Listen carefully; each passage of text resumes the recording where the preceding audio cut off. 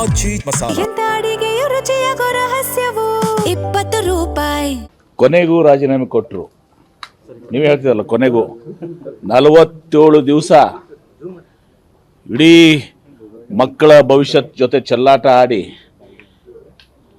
ಸುಮಾರು 10-20 ಮಕ್ಕಳು ಪ್ರಾಣ ಕಳ್ಕೊಂಡು 1.5 ಲಕ್ಷ ಜನ ಎರಡನೇ ನೀಟ್ ಪರೀಕ್ಷೆಗೆ ಇವತ್ತು ಹಾಜರಾಗಲಿಲ್ಲ ಮಾನಸಿಕ ಒತ್ತಡದಿಂದ.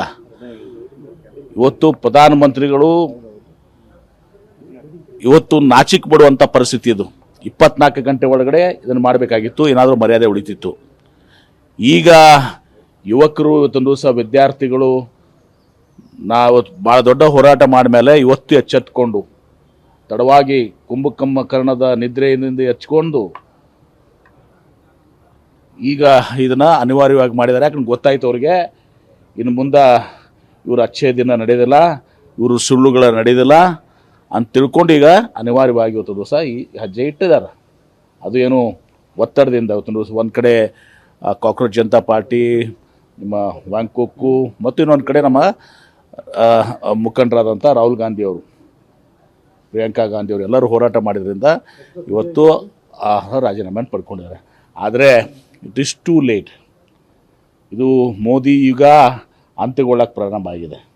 2014ರಲ್ಲಿ ಇವರು ಏನು ಭರವಸೆಗಳನ್ನ ಕೊಟ್ಟು ಅಚ್ಚೇ ದಿನ ಹೆಂಗೆ ಒಳ್ಳೆಯ ದಿನ ಬರ್ತವೆ, ಎಲ್ಲ ಬೆಲೆಗಳು ಗಗನಕ್ಕೇರಿದ್ದಾವೆ, ಕೆಳಗಿಳಿಸ್ತೀವಿ, petrol, diesel, gas cylinder, dollar rate, ಇದೆಲ್ಲವೂ ಕೂಡ ಇವತ್ತು ನುಸಿದಾಗಿದೆ. ಈಗ ನೆಕ್ಸ್ಟ್ ಬರ್ತದೆ ಎಥನಾಲ್. ಅದೇ ವೈಜ್ಞಾನಿಕವಾಗಿ ಅದನ್ನು ಸರಿಯಾಗಿ ಟೆಸ್ಟ್ ಮಾಡಿ ಜನರ ವಿಶ್ವಾಸವನ್ನು ಗಳಿಸಿ ಎಕ್ಸ್ಪರ್ಟ್ಸನ್ನು ತಜ್ಞನ ಕರೆದು ಬೇರೆ ಬೇರೆ ವಿದೇಶದಲ್ಲಿ ಇರುವಂಥದ್ದು ಎಥನಾಲ್ ಏನು ಬ್ರಾಜಿಲು ಮತ್ತು ಇನ್ನಿತರ ಕಂಟ್ರೀಸಿಂದ ಇದು ಮಾಡುವಂಥದ್ದು, ಯಾವ ರೀತಿಯ ಜನಸಾಮಾನ್ಯರ ಏನು ವಾಹನಗಳಿದ್ದಾವೆ ಅದಕ್ಕೆ ಹಾನಿ ಆಗದ ಹಾಗೆ ಮತ್ತು ಈ ಮೈಲೇಜ್ ಕಡಿಮೆ ಆಗುವಂಥದ್ದು ಏನಾಗ್ತದೆ, ಇದರೆಲ್ಲವನ್ನ ಗಮನದಲ್ಲಿಟ್ಕೊಂಡು ಒಂದು ದಿವಸ ಎಥನಾಲ್ ಪಾಲಿಸಿಯನ್ನು ಮಾಡಬೇಕಾಗಿತ್ತು, ಇಂಪ್ಲಿಮೆಂಟ್ ಮಾಡಬೇಕಾಗಿತ್ತು. ಏಕಾಏಕಿ ಮನಸ್ಸಿಗೆ ಬಂದಂತೆ ಅವ್ರದ್ದು ಫಾರಿನ್ ಪಾಲಿಸಿನೂ ಮನಸ್ಸಿಗೆ ಬಂದಂತೆ. ಅಟಲ್ ಬಿಹಾರಿ ವಾಜಪೇಯಿ ಸದಕ್ಕೆ ಫೈನಾನ್ಷಿಯಲ್ ಪಾಲಿಸಿ ಇದನ್ನು ನಮ್ಮ ಫಾರಿನ್ ಪಾಲಿಸಿನೂ ಒಪ್ಕೊಂಡಿದ್ರು. ಇವತ್ತು ಮನಮೋಹನ್ ಸಿಂಗ್ ಅವ್ರನ್ನ ನೆನೆಸ್ಬೇಕು ನಾವು.